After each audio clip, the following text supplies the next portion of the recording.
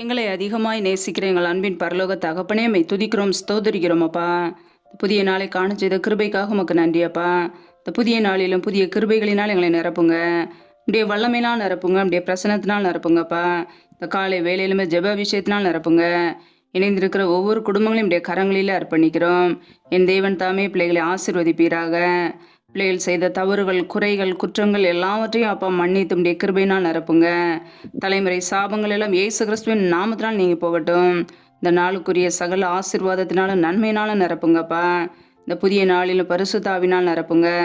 அக்னி அபிஷேகத்தினால் நிரப்புங்கப்பா. கிருபை வரங்களினால் நிரப்புங்க. புதிய எண்ணெயினால் எங்களை அபிஷேகம் பண்ணுங்க. இரவும் பகலும் வேதம் வாசிக்க மனக்கண்கள் திறக்கப்படட்டுமாப்பா. நாங்கள் செய்கிற வேலைகளை, தொழில்களை, வியாபாரங்களை ஆசீர்வதிங்க. கையின் பிரயாசங்களை வருதிய பண்ணுங்கப்பா.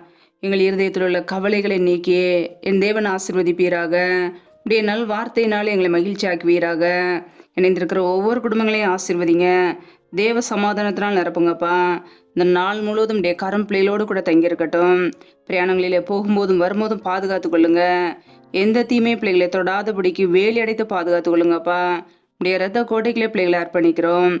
உம்முடைய சமூகத்திலே தாழ்த்துக்கிறோம். என் தேவன் தாமே ஆசீர்வதிங்க, பெருக பண்ணுங்க. இயேசு கிறிஸ்தின் மூலம் ஜெபிக்கிறோம் ஜீவனுள்ள நல்ல பிதாவே, ஆமேன். கர்த்தர் தாமே உங்களை ஆசீர்வதிப்பாராக. ஆமேன்.